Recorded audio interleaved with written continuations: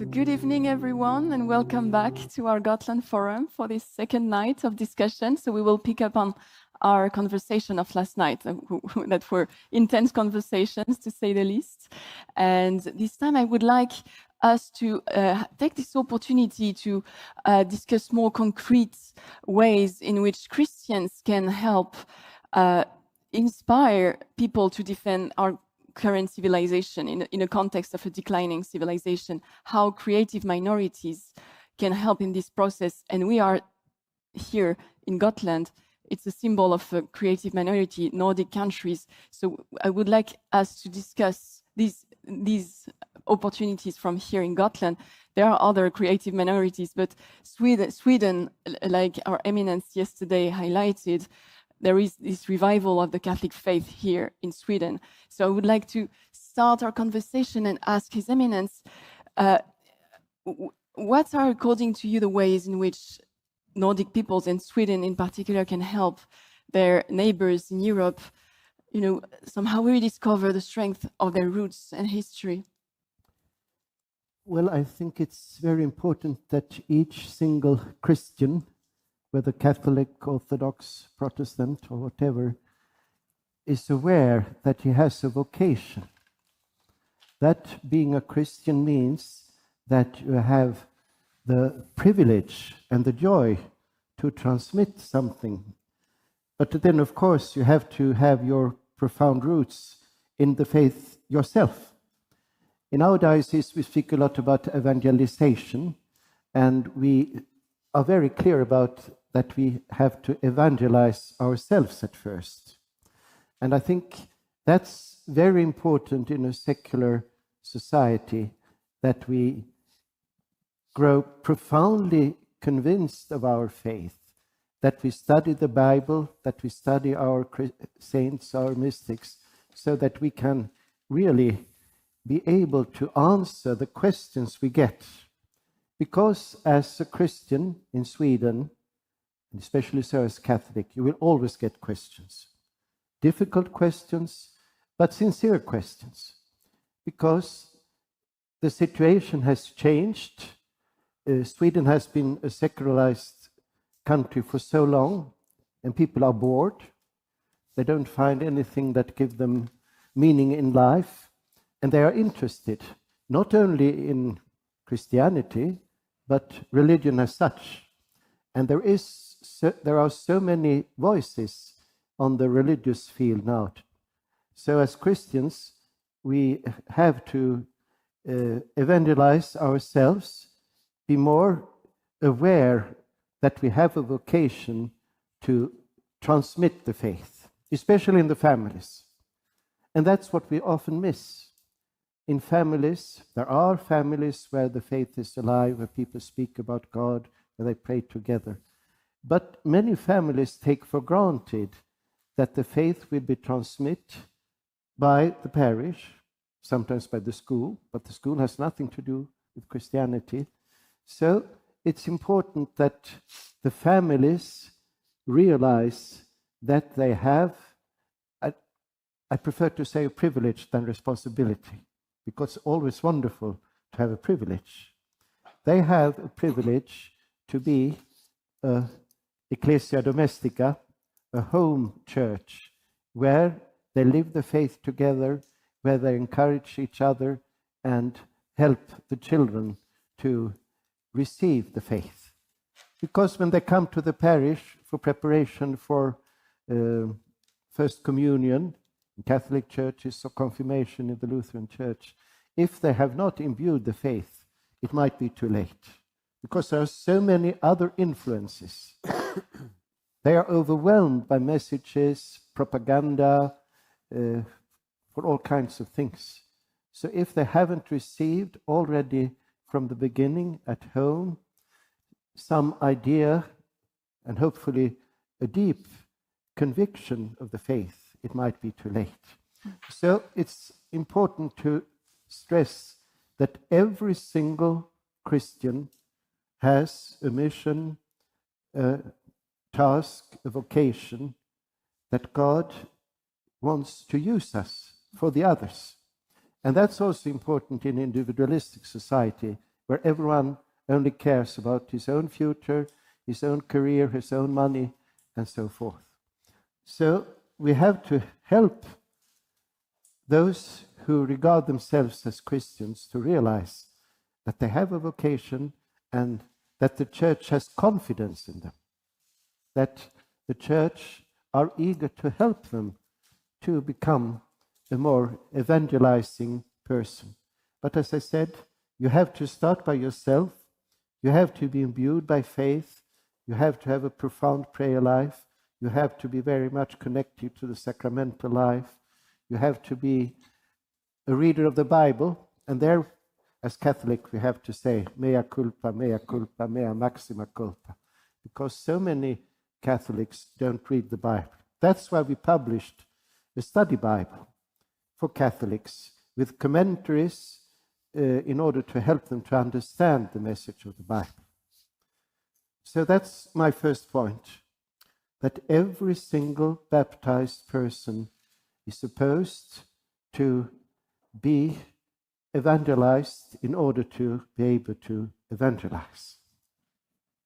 That's a very interesting point, and we see that your country, Sweden, in Norway, to some degree, like you mentioned yesterday, they kind of saw the very consequences of a highly secularized society, and so somehow they can show the example to the rest of Europe. They see, because these countries are their future, because they are following in their footsteps. So hopefully we'll have the same future and a return to the faith in other countries.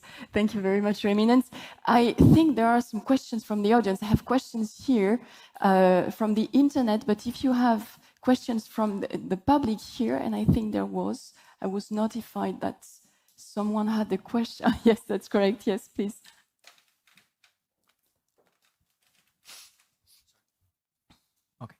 Hello. I just want to start by saying it's an honor to be here. I've only been a believer since February, so I know that I'm very much out of my depth here.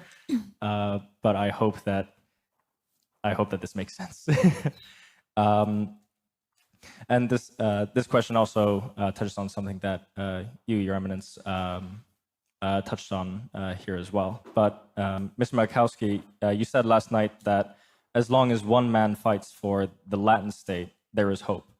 In the same way that Alexander Solzhenitsyn, the Soviet dissident, wrote that one man who stopped lying could bring down a tyranny. And I actually found similar ideas in the Bible as well. As in Genesis 18:26, Abraham actually bargains with God to save Sodom from destruction if only 10 righteous people are found in the entire city. Sweden appears to have become one of the world leaders in dogmatic progressivism, from the acceptance of late-term abortion, a downward spiral of sexual revolution, and an increasingly paganistic worship of Mother Earth. My question is, these are topics that obviously need to be spoken out against, but where should Christians even start? In this atheistic society, are faith-based arguments more likely to be instinctively swept away? Do we need to curate and market these ideas to a secular audience? Okay. Thank you for your question. In fact, it's a very good question. And I looked for the answer for the same question for me some years ago. What I found was also in the Bible and in the history of first apostles. We need, and my answer is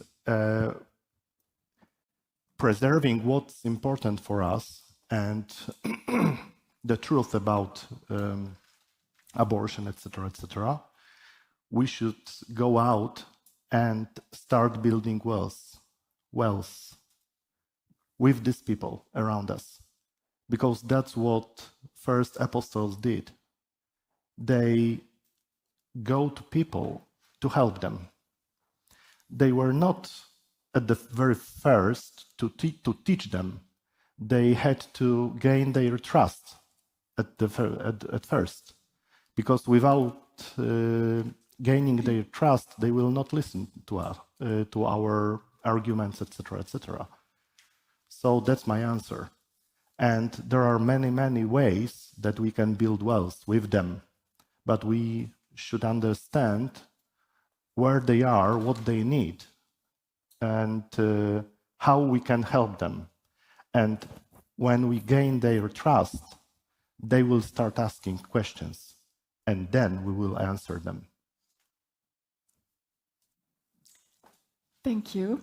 Maybe one of you has an answer to bring. Father Elias Leyds from EWTN Low Countries has joined us tonight. So he's part of the co-organizers of this event.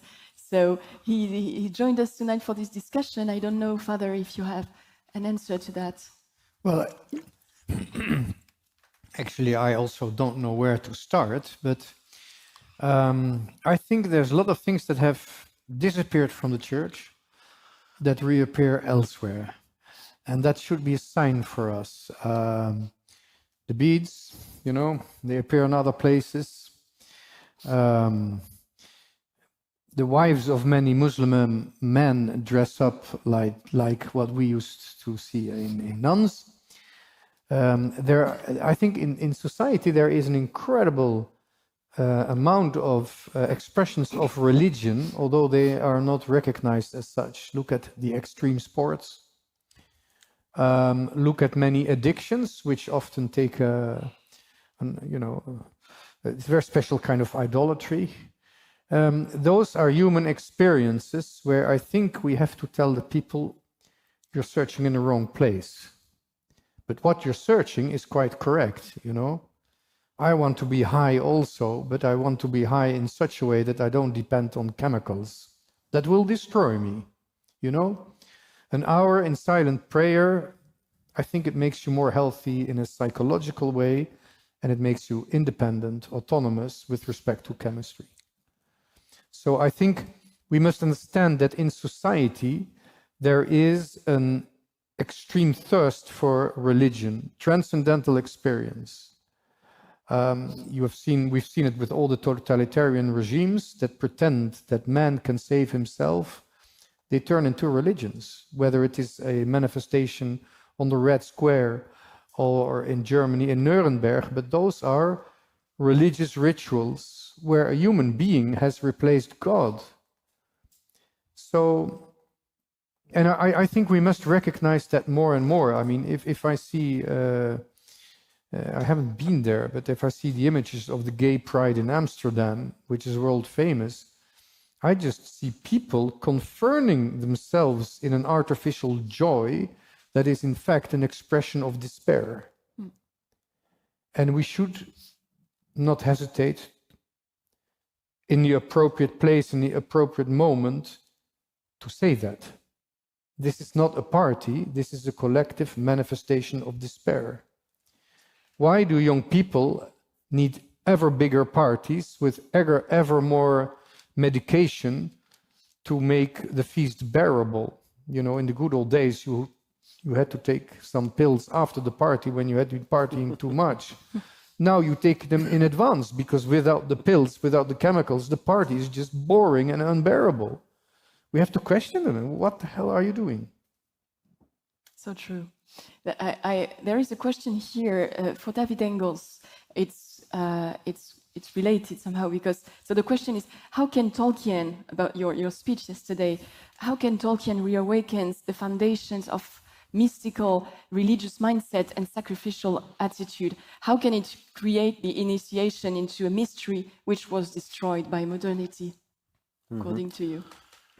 Well, I would say it has never been destroyed totally, of course, because this longing for transcendence is in us somehow. So, of course, the framework can be destroyed. People can be cut off from religion, from transcendence, from ritual. And, of course, that is what our modern world is doing. From the already birth, if it is given, it is given under medication. Then we have all these children are delegated to institutions. They are absolutely filled in with strange information by YouTube and by schools and whatever. They spend their life partying. There is the problem of drugs and so forth. Even the end of life is happening under the form of euthanasia. So indeed, our modern society tends to make it impossible to have any immediate connection to oneself and to transcendence, which is in the end even the same thing, as we are created after the image, of course, of God. So it is in us, the longing is in us. So this is the good news somehow, that it cannot be destroyed. So of course the fight is doubled somehow. There is, on the one hand, I would say, always the possibility that through authors like Tolkien, like Chesterton, like a magnificent piece of music, like one of these splendid churches, a painting, all that can suddenly give to someone who is in search of something, perhaps even not in search of something, this déclic, as they say in French, where suddenly the entire framework changes. So this is, of course, always a possibility, a sort of moment of grace. But apart from that, of course, we have to work on society, that is sure. We have to ensure that society not necessarily imposes religion on the individual, but at least creates a framework where religion is still present and is not cut off from the human being. But in the end, it remains, of course, a personal choice. So we can do whatever we want. We can bore the kids to death with 12 hours of religion courses in school, but we wouldn't necessarily produce someone who is really near to God. This final step is in the end an individual step that we need to do. There can be outside helps from literature, from the state, but it cannot ever be totally imposed. That is, on the one hand, the good news and also the bad news, because we can channel somehow, as Christians, as politicians, as authors, we can ease a certain path, but we cannot push someone on it somehow. This choice must be a personal one, and so that is, of course, the good also the good message for the future, because it shows, of course, that those who want to destroy transcendence, who want to suggest that there is only matter that matters, finally, those can never prevail in the end, because they can never eradicate totally the soul of the human being, but they can make our job very difficult, of course, which is what is happening today. Of course, and you speak about the importance of the individual, and it's true that in the same way as a people must be educated for freedom in order to be free, a people must be educated for religion and for transcendence in order to really understand what it implies. And you know, Catholicism is a demanding religion. It's not a simple religion. And that's why education is so important. We must be educated to that, to receive this immense gift for our civilization that Christianity is. And so, yeah, I think it's a very, very important point. Thank you, Professor David Engels. I have a question here for Mr. Malkowski, Jacek Malkowski, about your talk about pre-Latin civilization. How to announce the gospel in this context, nowadays context, especially after the communist utopian destruction of human nature? That will depend where you want to announce this gospel. Because firstly, just as His Eminence said, we should evangelize ourselves. And that's our first task, to rectify our roots, to understand what is, which root is really with and from our civilization and which one are not. And just as I said yesterday shortly, we are not immune to those roots from other civilizations. We should understand that at first and rectify ourselves. If we want to evangelize others, we should understand our faith, our civilization at first. And as a business trainer, I prefer practical approach. Therefore, at the level of our family. We should do it through habits and customs. And I've got even an example. I've invented a so-called evening summary for my family. And we did it for years with our children and with my wife, of course. And it was a custom that every day, 8 p.m., we gathered together to sum up the day. And it was designed by me, and we started with hugging each other. So I sat on the sofa, and I've got my wife on my knee. Then the second, the first child, then the second and third. So we were like just a pyramid of laughter and joy for a few seconds. Then we asked each other what was the most important thing from the day. And through this, we learned a lot of very important things from our children. And sometimes we were able to defuse the bomb before it exploded. And, they were really open because we started with laughter, with joy, and everyone can say about the day that just passed. And it was very informative. And then we proceed to reading the Bible for the day and to praying together. That was so natural ending for this evening summary. And of course, it was time consuming, but sometimes it was just like 15, 20 minutes. And I remember one time it was 2 hours because children came up with very, very important and hard cases. But it was very important for us as a family. And on the level of our communities, habits and customs as well. We should understand what habits, what customs will serve our community, and, to put it bluntly, put them into our calendars. To be together, to talk about things together, to make things together, that will create relationship, and then we can really start evangelizing, because other people will follow. Very interesting points. I don't know if you have any thoughts about that, Your Eminence, maybe? Would you like to add anything about Well, this? it was a very encouraging example to see that a family has found a kind of ritual, kind of rhythm where they come together. Because that's what we see, that in many families, they don't come together. Everyone goes to the fridge and takes something to eat. They don't come together for meals. They don't come together for prayers. And on Sunday, the children have more to do than the grown-ups, going to all kinds of things. So it's very important to form good habits and holy customs. And that's what we do in a monastery. And the family is a kind of, well, a small monastery. If you like, a small little monastery where they live together under God's protection and try to build up a community. And that could also happen in a parish, that we form these habits. In Sweden, we have an ecumenical discussion. In the Lutheran tradition, there are 2 sacraments, in the Catholic 7, but we have a so-called sacrament in common, the church coffee. Is that the 3rd sacrament or the 8th sacrament? Well, that's a friendly dogmatical discussion. Very important. Yes.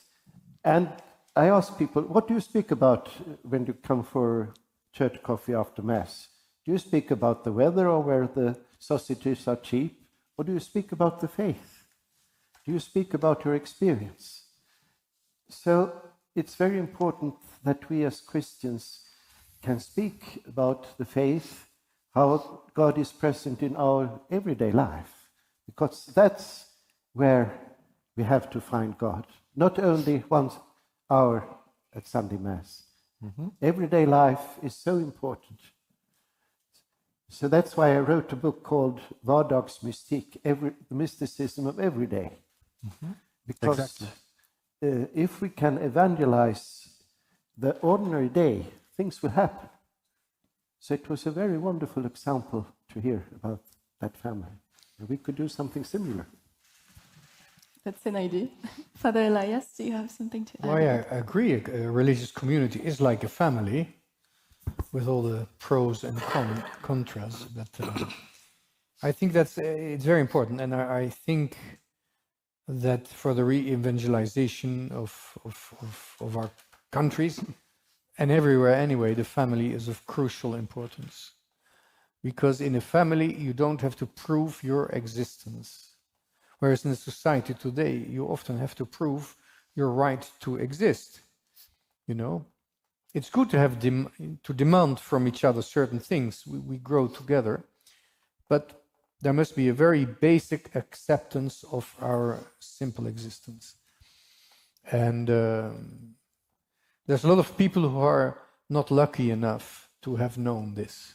You know, the family is suffering a lot. Of course, divorce is no longer a plague, it's part of the culture. But to have two faithful parents that respect each other, that love each other, or that try to love each other until the end, that's an incredible gift of God. And it's maybe the greatest treasure of our tradition that we have to find back again. Because if there's one thing that Christianity has brought everywhere, is the respect for the family as God originally wanted it to be. And the fact that we are losing that everywhere in the Christian world means that we have really lost the roots of our spiritual life. Yeah, indeed. And it makes me think that I wanted to ask you a question, Mr. Malkowski, about your talk yesterday, because we're speaking about civilization, and it makes me think, yesterday you say how a civilization can be destroyed, what makes a civilization, and you had this classification of civilizations. And yesterday we had to close our conversation, but I wanted to ask you, so Nordic countries, in which category would it fall into? And then, you know, the rest, because you mentioned the fact that it's not only geographical, but I wanted to pick up on that conversation and ask you to precise your thoughts. Okay. Yes, at first it was geographical, of course. So the Byzantine civilization started in Byzantium. Latin civilization started in Europe, where the Latin language was present. The Turanic civilization came with the deep steppes of Asia. Right now, it's much more mass, to say so. We should observe where our countries and societies go, which rules and roots, civilization roots, they follow. From my point of view, most of the modern world, I mean almost whole of the Europe and United States as well, goes into Byzantinic civilization, where the state is omnipotent, where one person has minimum impact. And there goes Turanic civilizations from the east. And Russia is fine example for very Turanic civilization. But what's very important, there are no more just one pure civilization in one country, because they are all mixed up, and that's the problem. Because when the country has mixed up civilizations, there are different roots in one place. Therefore, as Professor Konechny said, how can we achieve anything that will last if we cannot agree how many legs a horse has? And there are, of course, much more important questions. What's good, what's wrong? What if large part of society says abortion is right, and another part says abortion is wrong. Those are different roots from different civilizations. And I think that's the point right now to, I think we should focus on our own country at first and understand where are those, where our country goes and in which direction and with which routes, and then try to rectify those routes, working with people. But it's easy to say, of course. But we'll ask our historian here, the Professor David Engels, to react on that, to have his view. Yeah, we do have a friendly dispute, we could say, on this notion of civilization, because we agree absolutely on our love for Tolkien, but I think we present a little bit different philosophical traditions, because you are coming from Konečné, I'm coming from Spengler and Toynbee, and so of course the approach is very different. And so I myself, from a Spenglerian point of view, would somehow not necessarily agree to this categorization, because even if you look at classical antiquity, you see that it is all but a purely Latin civilization, because already Sparta is the absolute contrary to any form of personalism and freedom. But the Roman Empire is certainly a Byzantine, by Byzantine state somehow that is really state focused, and that where the personal power diminishes more and more. And there are also Turanian phases in classical antiquity. I mean, Athens at the height of its power was absolutely a brutal state. And of course, in late antiquity, the Roman Empire transformed also in an empire that wasn't anymore a state, but finally some form of Turanian, could say, or Turanic dominance. And the same can be said, I think, for all civilizations. So from my point of view, I would rather see in these three models, that is the accent on the personality, on the state, or on pure power, rather psychological archetypes that exist in every civilization. I wouldn't call them themselves civilization. I think there is a thing like a Greco-Roman civilization, a Chinese civilization, a Western civilization, a Russian civilization, and of course they have their ups and downs, but I think that these traits of characters are distributed everywhere. And what is even more, we could perhaps even say that every civilization has an evolution where at a certain point a freedom-centered society transforms step by step in a state-centered society that in the end becomes a pure power-based society. So that we have these, so that it would be rather my approach to this Konečné element, and I would say that all three are also compatible in some ways and have their problems also with religion, because a purely freedom or personality-based society can also be a big issue and big problem for religion, because religion is in a certain way also the realization that we have partly to abandon our personality, our being, myself, in order to gain access and to fill ourselves with God and to become truly ourselves through God. So a purely personalized or personalizing society can be very, very big problem for that. And of course, we can see different problems also with state-based and power-based. So I wouldn't say that there are necessarily some that are absolutely a better approach towards transcendence than others. I would rather see in these types some, not all, of the potential psychological archetypes that characterize every human being, that are present in all civilizations. So I think that the word civilization may be a bit mistaken when we address these three types, rather archetypes perhaps that coexist and shape civilizations, but that are not perhaps identical to them. But that is, of course, my Spenglerian approach. Yeah. So you are not, I guess you are not surprised by that remark. We had already that discussion. Yes, that's right. If you want to answer, you can. Just shortly. We had this discussion previously. During barbecue. And, yeah, as David said, he sees these things through Spengler, and I would rather stick to konečné. And as a business trainer, those psychological archetypes I can see all my day long when I work. And I still really believe that those archetypes comes from those civilizational roots. And that was very crucial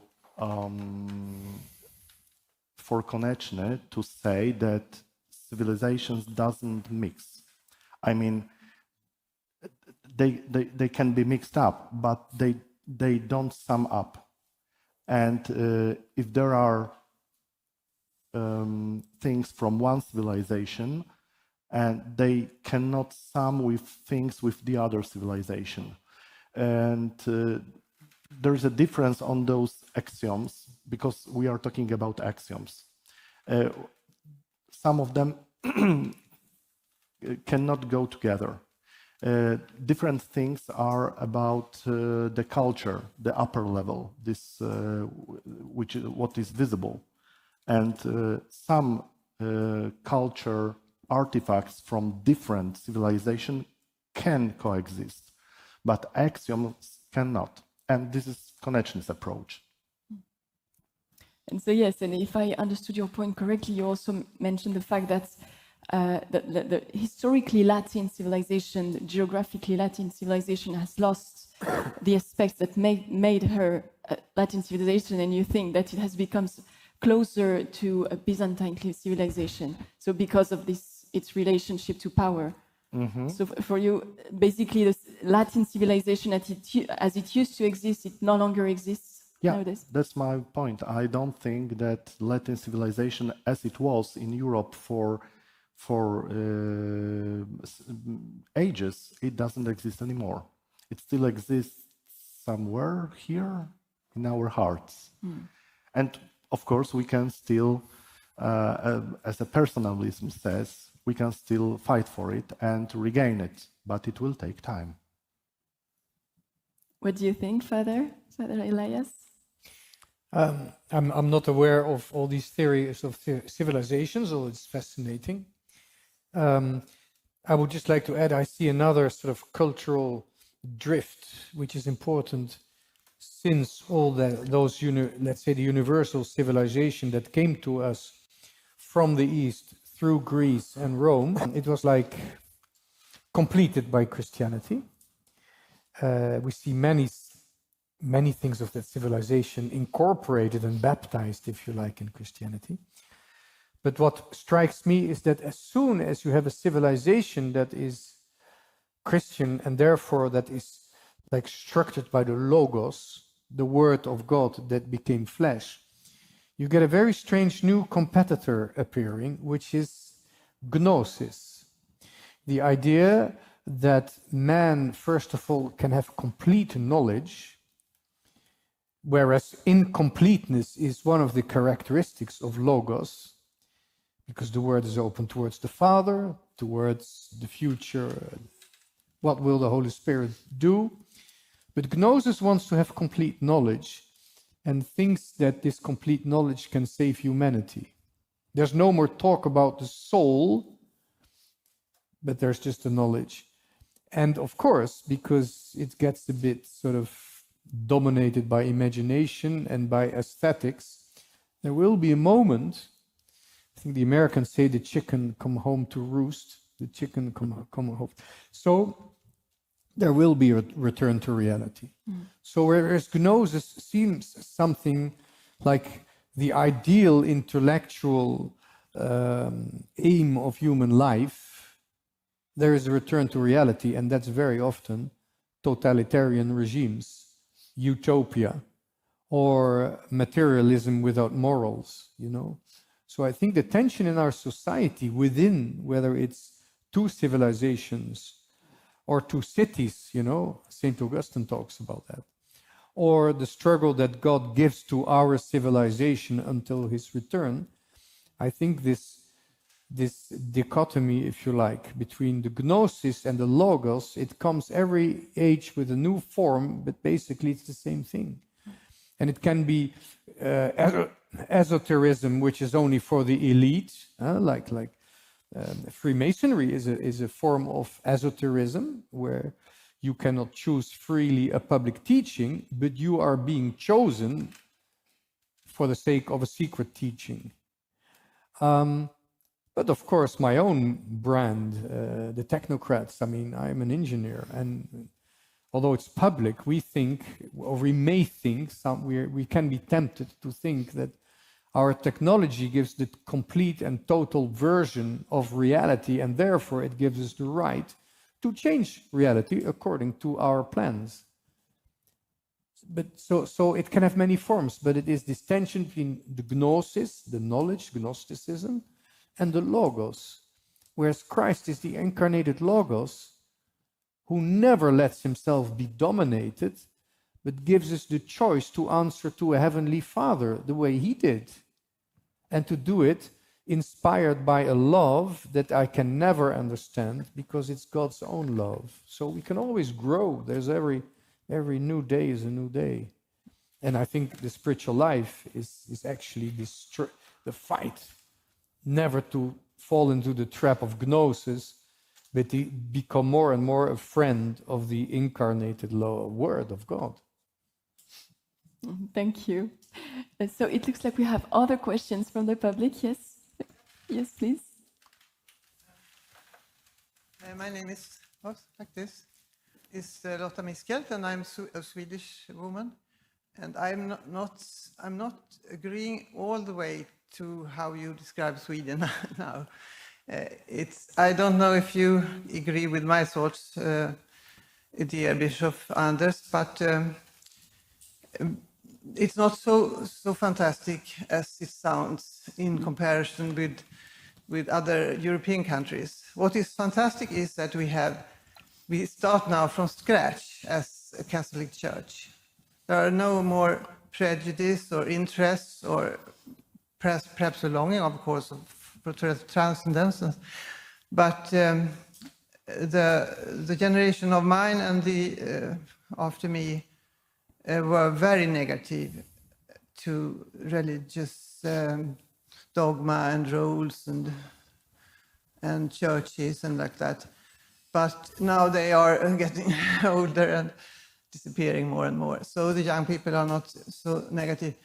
But when I go abroad, for example, to Germany or to England, I can feel more secure as a Christian, or it's more natural to be a Christian in those countries abroad, because they know what it means. They have, the tradition is more impregnated with Christianity, even if persons are not so active. But it's really a difference. And in Sweden, you can't even talk, the intellectual standard is not so high. You can't talk about, perhaps, I don't know if you agree, Bishop, you can't talk about abortion in Sweden without being looked upon as a medieval person or idiot or something.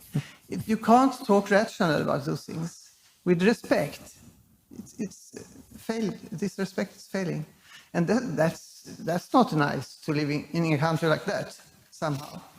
So we have really both sides. It's a very homogene country, Sweden. Homogene because the people writing in the papers and other intellectuals, they are afraid to have other opinions than the majority about religion. And as an example for how my generation is reacting, I invited my neighbors in my house. It's a house with 20 flats. Because I was newly in I just came there and I wanted to know them.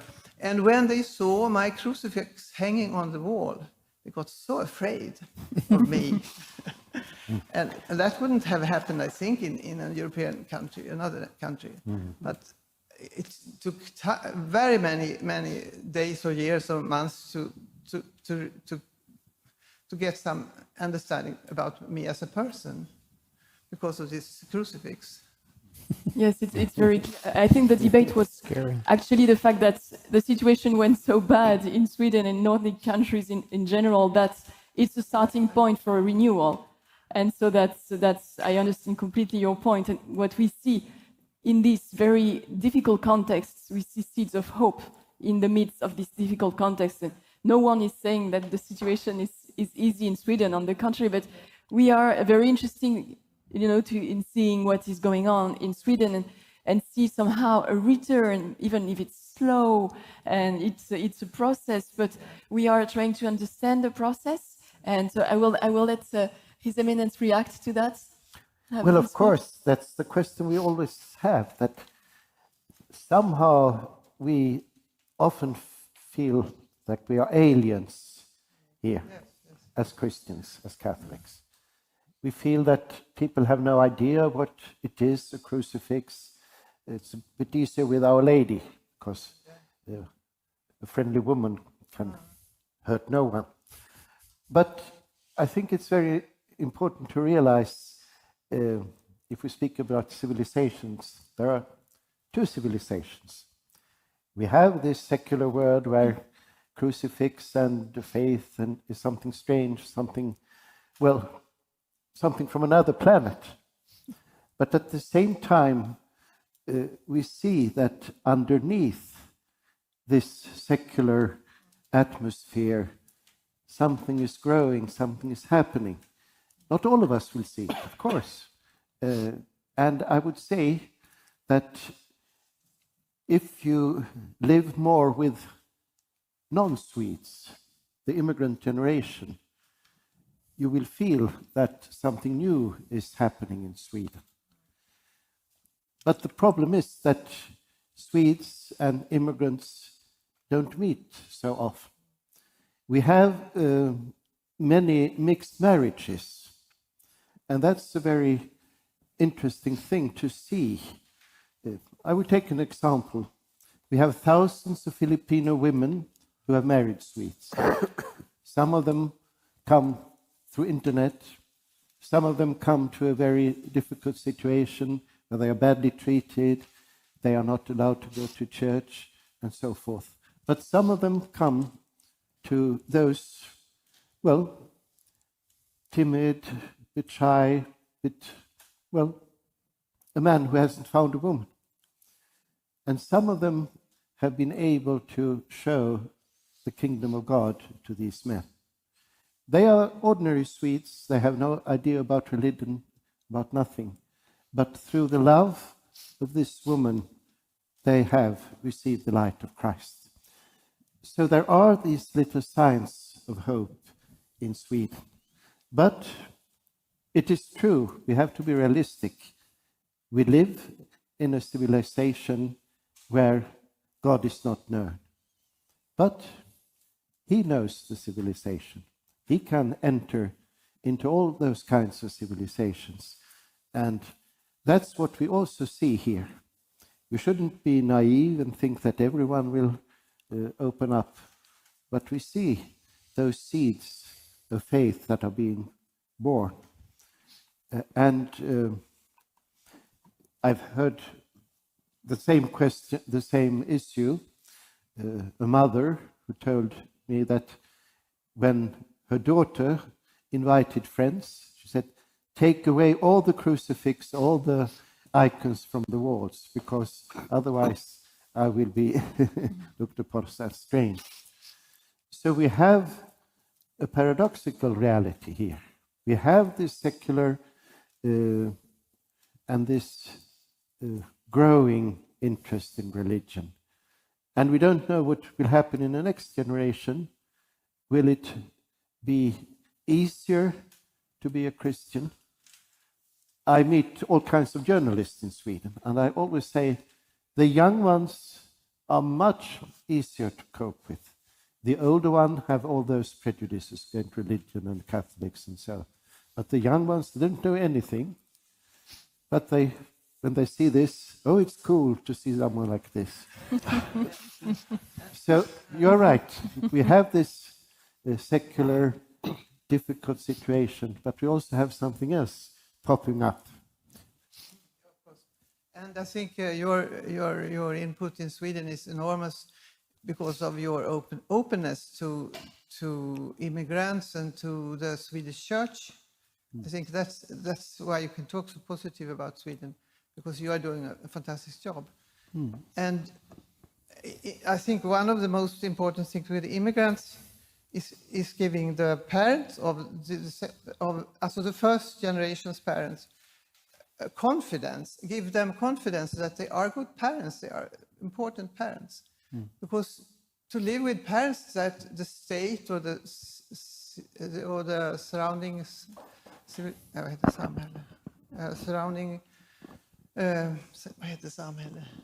society look down on because they are peculiar there, or they have strange habits bringing with them.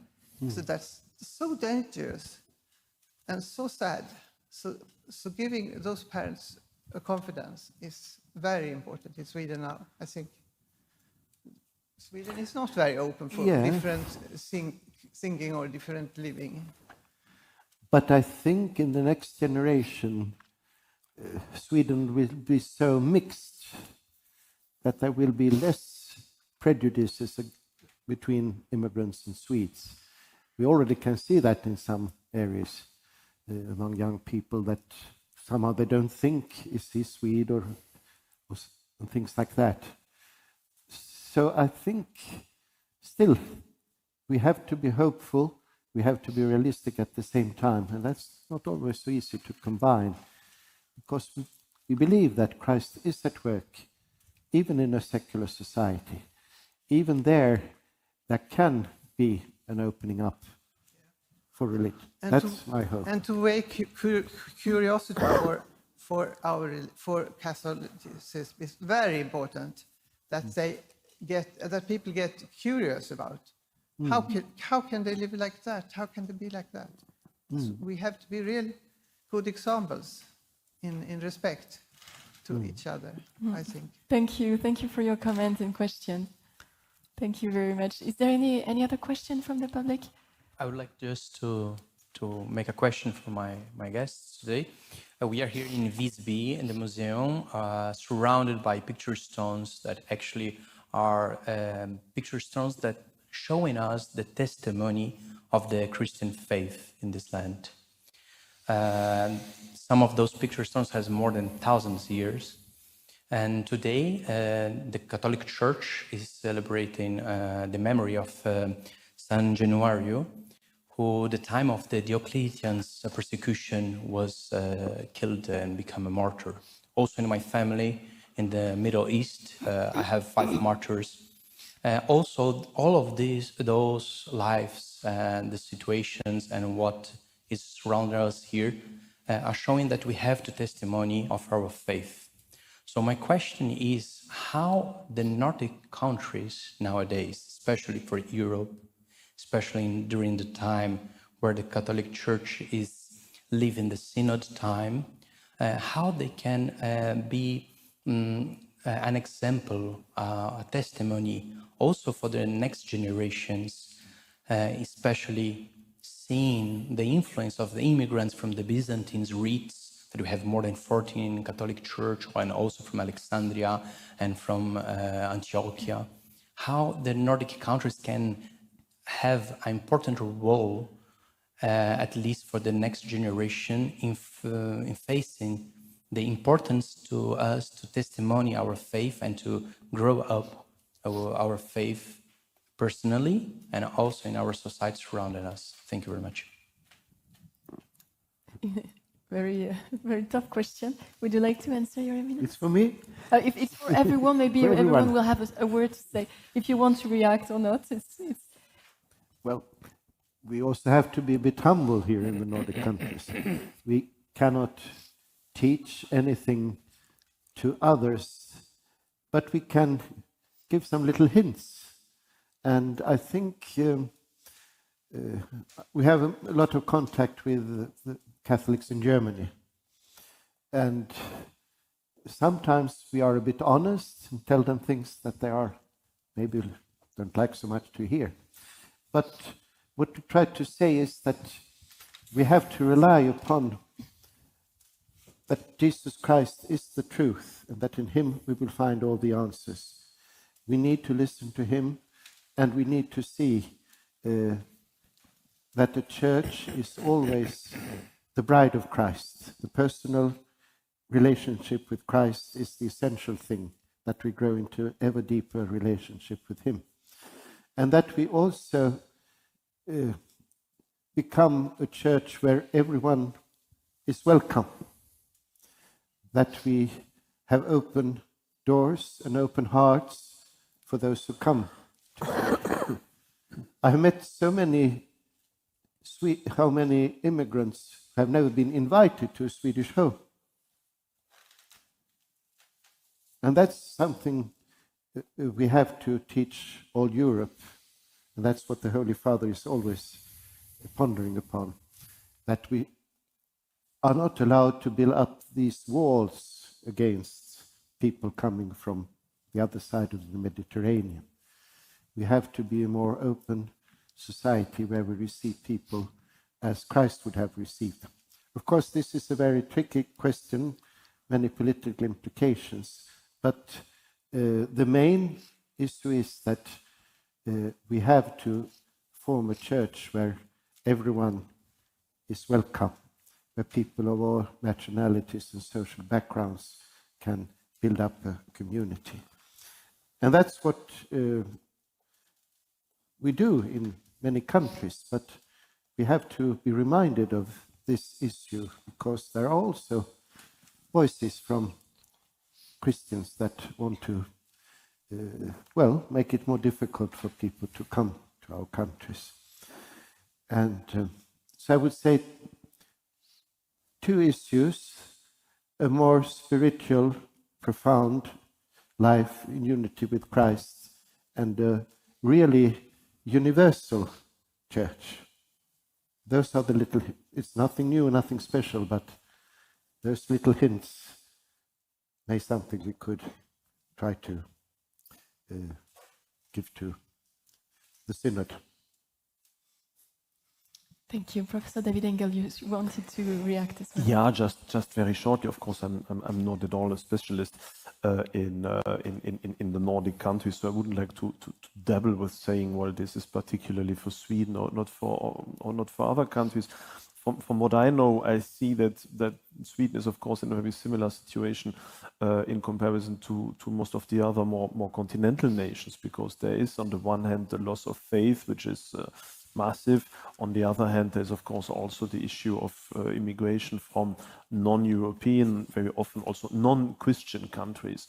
And so the question is, of course, and perhaps the main difference between Sweden, perhaps also Denmark and the other countries, is that this evolution, at least when it comes to mass migration, is of course much more recent here in Sweden than in France, for example, where this phenomenon is taking place for at least 50 years, even more.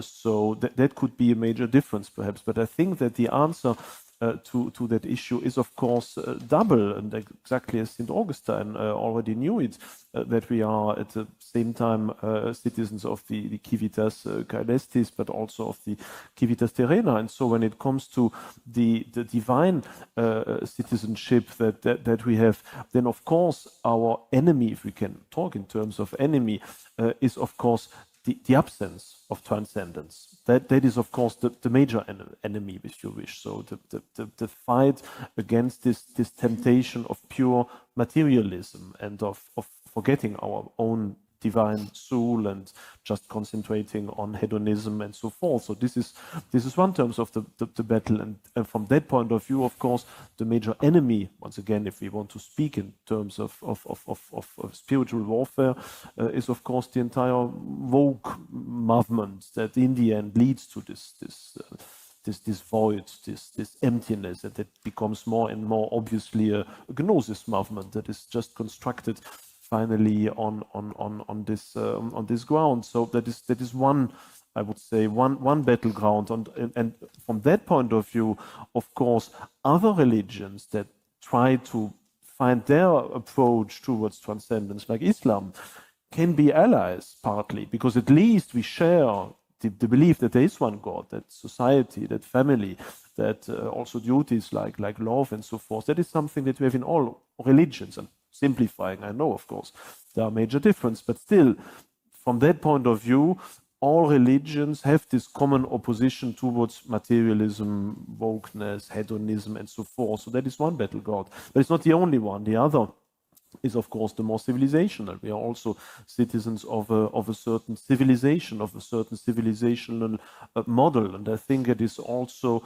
absolutely correct and I think justified if people in Europe, in Sweden, in France, in Germany, in Poland, whatever, want to conserve a certain civilizational model against the fact that in a very short time, suddenly we have people from other civilizations that are more and more taking over many parts, and that have changed very drastically certain cities. Like if you think in the UK, in a very short time, finally most of the major cities have a non-European population majority.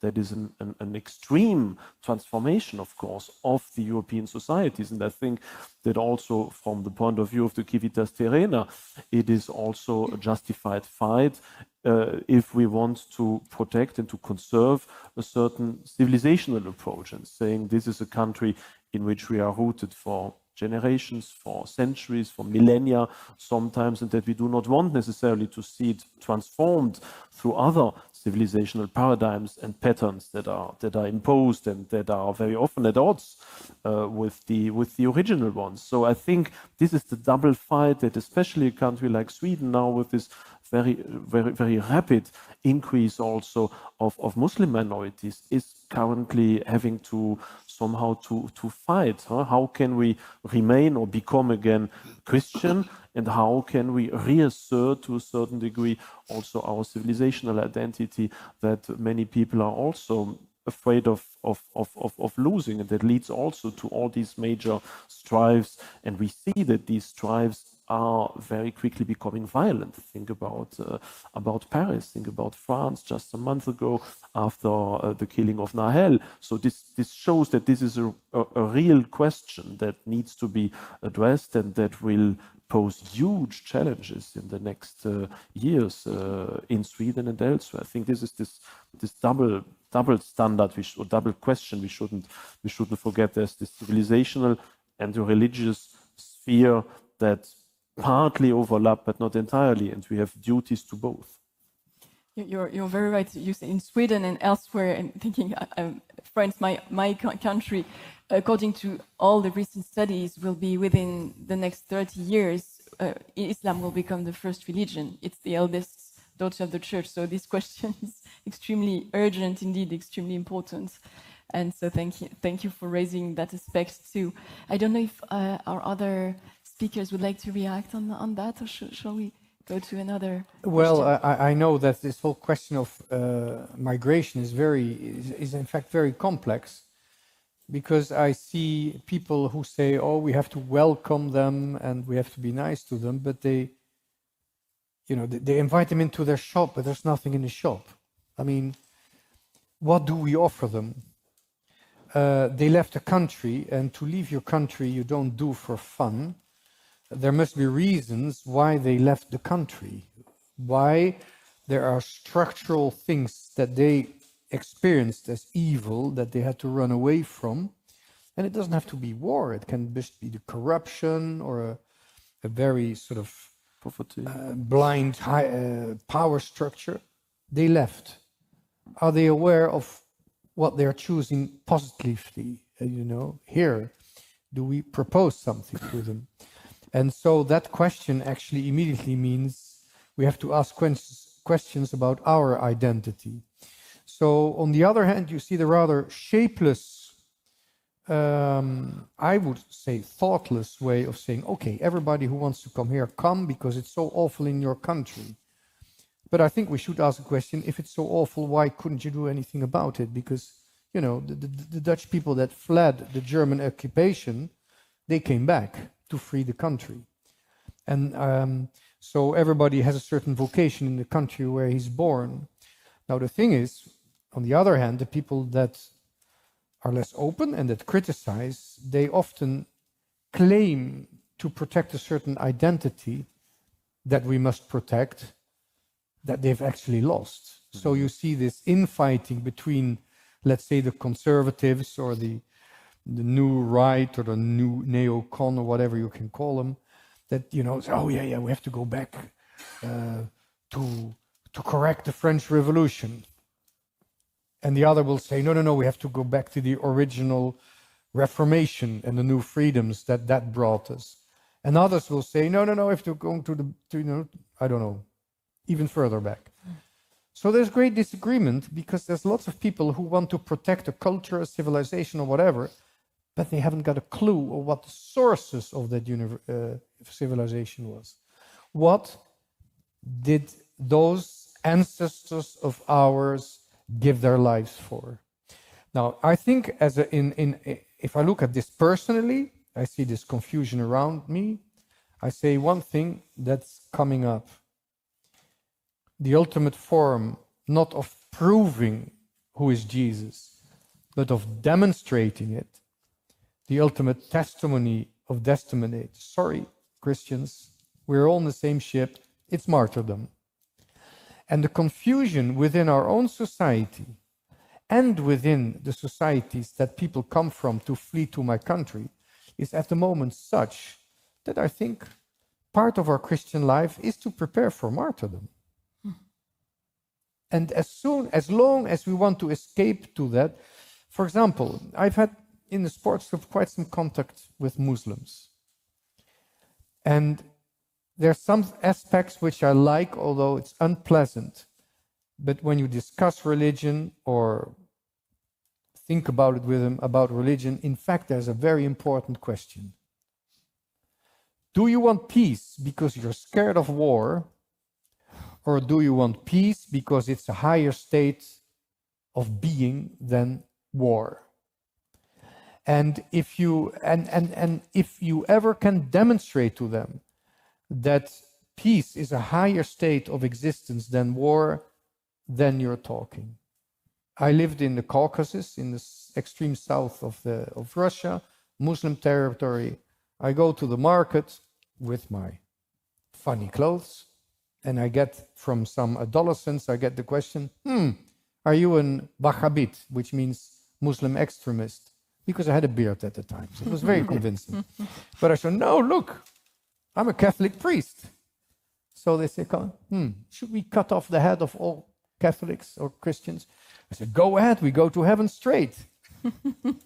I got a couple of handshakes, I got a drink and a nice discussion about things divine and less divine, but it was their challenge to meet me. And we must be prepared to that. Because if we try to get away from that, we are actually forgetting that our ancestors gave their lives to transmit something which we call tradition, but we're not going to conserve that. We're not going to keep that. We have to make it fertile again. And God will challenge us to do that, I think. And it might be in an extreme way. It will always be an unexpected way. Well, there are different types of martyrdom, let's say course. that. Maybe we don't have to be beheaded. Living together with other brothers, I think you would agree, comes very close. Are there some other questions from the public?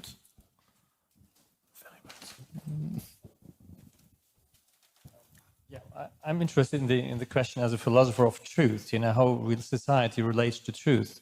And I think in our society it's usually said democracy is a value, is considered as a value, and that truth would oppose this democracy or concepts like tolerance. I think I would say, what is about, trying to emphasize or to promote, a real understanding what truth really means as a precondition of the respect for human rights instead of a relativism. I think we are often, discussing these things very much, and I think our societies are much more alike because there's a wrong concept maybe of truth. So in terms of, you have to impose the truth on others, and so I just want to, would be interested in, how can we kind of reveal or show also the self-contradiction of society, because you need to accept the truths in the plural in able to live. And we have some very extremely self-contradiction in the German society, for example, that you can, if you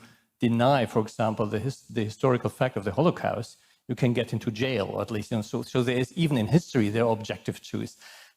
What is the way to promote this, to at least, I don't know, reveal again the truth, the objectivity, and yeah, something that's a question, you know, into society, how to explain what truth really means and how important it is as a precondition for human rights and a really and human dignity.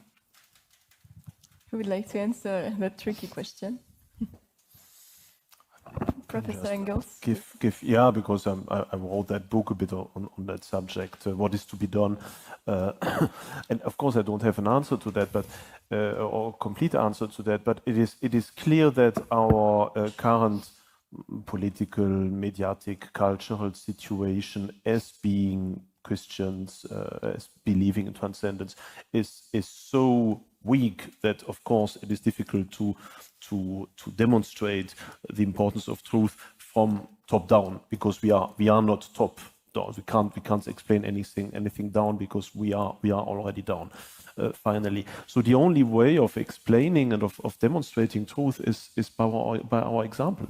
I think that the easiest way, I mean, we are so discredited in society, we're so reviled, all the much parts of the media are against us, Wikipedia, the internet, whatever we do, all positions that are trying to bring in against the idea of truth and of transcendence into everyday life are already considered as extremist, fundamentalist, and whatever. But I think that is the price we have to pay. That is our martyrdom. In a certain way, we have to convince by our example. We have to try to live these lives in truth by ourselves. We have to try to emanate what follows from this inner conviction. We have to live it through the family, through our working environment, through the societies and the little families and groups we build, through our religious communities. I think we really have to start in large parts again from scratch. And I think that the comparison in some points with the early Christians, who also finally convinced the entirety of the Roman Empire only by their example, by their sincerity, by their immediateness, by the immediate emanating of their special, let's say, conviction in transcendence.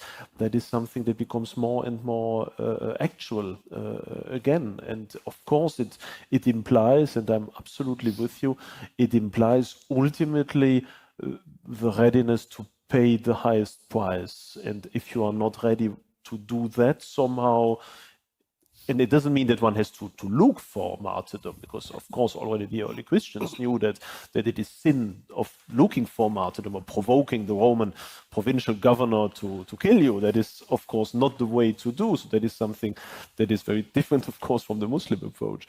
But if we are not ready to pay with everything, that if our faith is not strong enough that we are ready to leave it all, finally, to demonstrate that for us truth with a big T is more important than all the rest, then we will not be able, of course, to convince others that we are not playing in the same league, that we are in another world, that we are living in another world, and that another world whose access has been cut in large parts, as we said, by the powers that are, and we have once again to demonstrate what it means to be part also of that world. I think we can only convince by a radically personalist, a radically personal example. Thank you very much. I think we have time for one more question. Is there any? Oh, okay, we have one.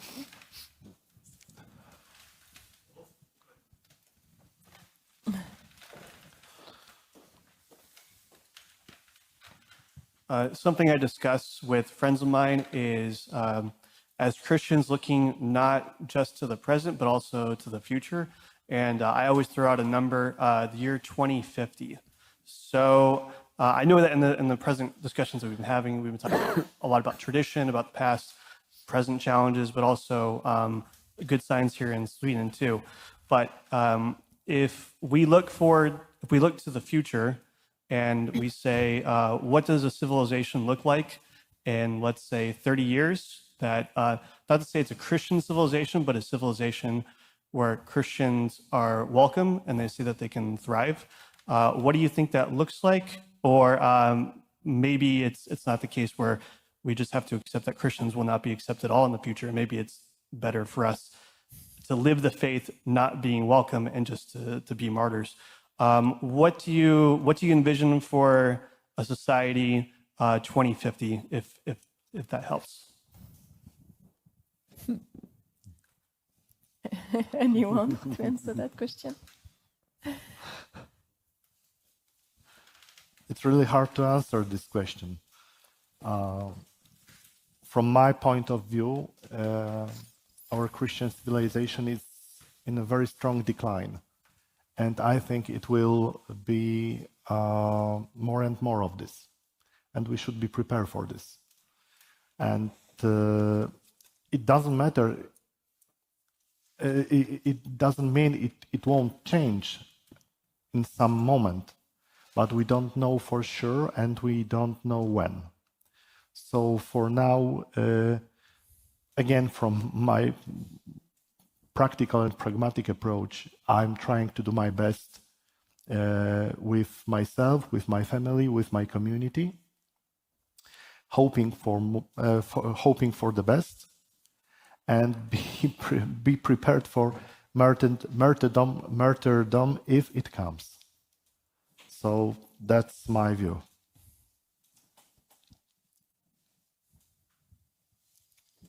Oh, we have one last question. Yes, I've been teaching in biology, and then science is the truth, and religion is something that was in past times, and we can see even here in the museum that everything about the Catholic faith is in past form. It was something that was during medieval times and so on, but not anymore. And before we had religion, and the immigrants they have a bit religion also. But as modern Swedish people, we have science. This is what my colleagues at the school also say. So they cannot understand how I can be teaching biology and at the same time have the Catholic faith. So my question is to you, how could we avoid to be marginalized, like some Bishop Cardinal has also mentioned about this marginalization always, that the religion is something past form, something that was before, or something that is a bit strange things that the immigrants are doing. Well, I think, if I may answer, one of the things I see happening before my eyes is that there's all sorts of forms of idolatry that are just crashing at the moment. Whether it's the virtual money, whether it is Marxism that fell apart. I think our financial system will just blow up because it's virtual money. I don't believe in artificial intelligence. I think the word is already incorrect. You can have artificial reason, but we've had that for ages. What you put in is what you get out. So there will always be the human escape from something that is too closed. The little bird will always find something sharp in his snail that makes him leave the egg. It's too far into us. We shall not and will never be closed up in our own human nature. There's this instinctive reaction, and we must recognize it and then be ready to call with Christ. It's like the new, we don't just have Jesus in our heart, we have John the Baptist in our heart. And we know he's a bit of a rough guy, you know, not easy to live with. You don't give a retreat on marriage giving the example of John the Baptist as the ideal husband, you know? But he's the friend of the bridegroom. So I think we must detect in our society, wherever, whether it's the migrants or the people who have never left Gotland, we must detect this mechanism where people want to leave the cocoon. They don't want to be locked up. They want to deal with death in a direct way, with our temporal existence. And I think we can see that all over the place. But we must not be scared of the things that other people are adoring as gods. Whether it's the gensec of our party, whether it's the computer, whether it's another form of technology, or complete. I have this public forum, I don't know what, you know, idiots, let's say, who believe that we will go on holiday on Mars, you know. I think we have to be realistic. I mean, one of the funniest things that happened recently, which really gives me hope, is that Richard Dawkins, who is not very intelligent, but he has sense of selling things. So he has sold his atheism, made a lot of money with it. He actually now believes in fairy tales. I think it's the first step towards something more useful, because he believes that the people from other galaxies that are visiting us will eventually give us better programs for our artificial intelligence. I think it's a fairy tale, but I must say I'm a bit disarmed by his young, refound faith in other realities than what is in his own head. Very hopeful step. I want to encourage him to continue reflecting, you know. I would add two Yes. things. First relates to the previous question about the truth. Truth by small t. I always go back to Aristotle. And when someone asks me about what the truth is, I simply say, the truth is when our opinion is aligned with facts. And it's simple and it's short, easy to remember. And when they ask about the facts, that's where we can start talking. And concerning the relation between science and the Catholic faith and Catholic Church, I simply say, to the amusement of people, modern science, as it is in the best meaning of this word, was built by Catholic Church. And I've got massive arguments for them if they are eager to hop into and read them. Thank you very much. Unfortunately, it's already time for us to conclude our discussion, but it was very insightful. Thank you very much to everyone. Your Eminence, thank you very much, Father Leyds, Professor Engels, Mr. Malkowski. We all, you know, we are the Gotland Forum. We are here in Sweden, but we represent Europe in a very efficient way. We represent different countries of Poland, Belgium, the Netherlands, Sweden, and France. We have different ideas, but we are all united by our common faith and our mutual civilization. And I think it's very crucial for us to have this kind of forums in order to study our commonalities and in order to be more to get new and more efficient tools to defend what we have. And like you said, not only defend, but make it fertile again. And yes, so our Gotland Forum is representing the current reality of Europe, and we are very happy about that. Thank you again so much to Ulf Seveling for having this idea of the Gotland Forum. Thank you to all those who helped organize it. Fabio Lufti, sorry, and Susanna, and the whole technical team. Thank you very much to all, and it has been a pleasure for me to host this conversation. Good night, everyone, and I will just remind to all those who are present that there is a possibility to take a picture in front of the Golden Wall, because we are in this lovely context of the Visby Museum. And so for those who want to do that, you can have a special picture here. Thank you again very much. Have a lovely evening and good night. Thank you.